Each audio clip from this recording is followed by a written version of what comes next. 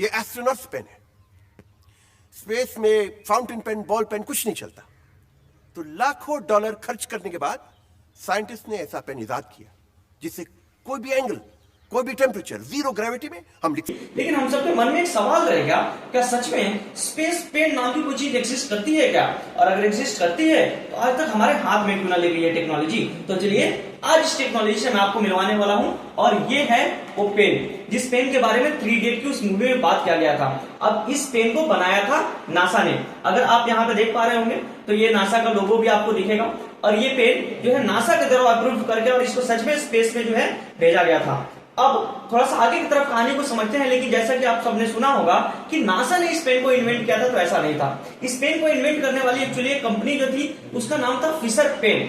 और इस Fisher pen private company ने जो थी इस पेन को इन्वेंट किया था। और इस पेन के रिसर्च के ऊपर इस फिशर पेन कंपनी ने करीब करीब $1 मिलियन उस समय खर्च किए थे। तो अगर उस रिसर्च की कीमत को आज के इंडियन करेंसी में कन्वर्ट किया जाए तो इस पेन की रिसर्च की कॉस्ट होती है आज के डेट में करीब करीब 8 करोड़ रुपए।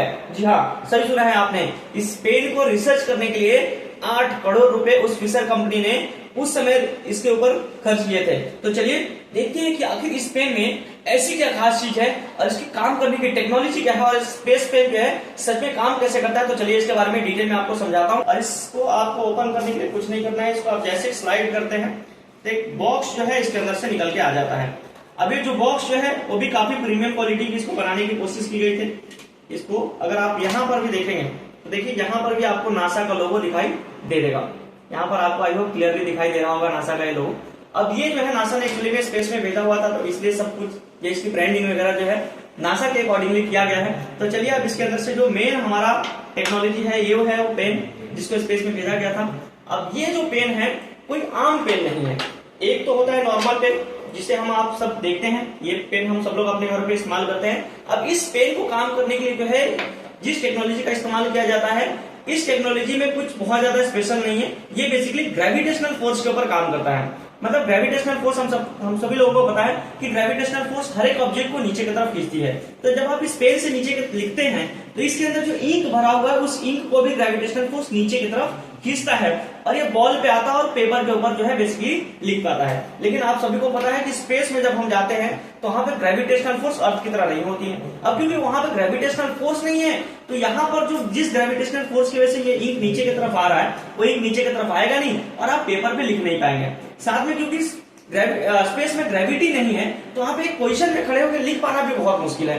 तो इस पेन को जो है आप ग्रेविटी में इस्तेमाल नहीं कर सकते थे। लेकिन ये जो आपके सामने पेन है इस पेन का है आप जो है जीरो ग्रेविटी में भी इस्तेमाल कर सकते हैं। ये हमारा वो नॉर्मल पेन है जिससे मैं अगर मान लीजिए कि अपना नाम लिखने की कोशिश करूं तो अब आपको जो है दिखाई दे रहा होगा।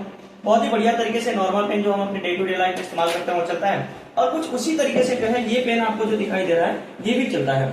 लेकिन इसका वर्किंग जो है एकदम पूरी तरीके से अलग होता है। ये जो है हमारे स्पेस पेन से लिखा हुआ है। लेकिन नॉर्मल कंडीशन में आप देखेंगे तो दोनों पेन जो है सिमिलर दिखाई दे। थोड़ा सा पेन को चलाता हूँ, देखिए अब क्या होता है। अब आप देख रहे होंगे कि धीरे धीरे पेन ने काम करना जो है बंद कर दिया है। पेन जो है इंक इसके अंदर बिल्कुल नहीं आ रही है।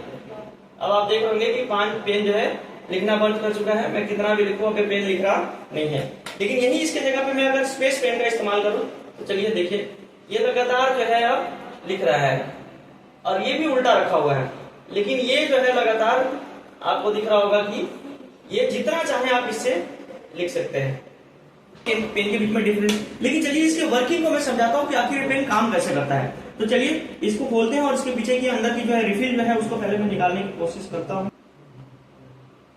सो यहाँ से जो है इसको आप खोल के इसका रिफिल निकाल सकते हैं और कुछ इस तरीके की जो है रिफिल इस स्पेस पेन की दिखती है जो कि अब जो है मुझे लगता है आपको आई होप दिखाई दे रहा होगा। और इसके अंदर जो है भरा होता है एक स्पेशल टाइप का गैस। अब ये जो है ग्रेविटेशनल फोर्स के ऊपर काम नहीं करता।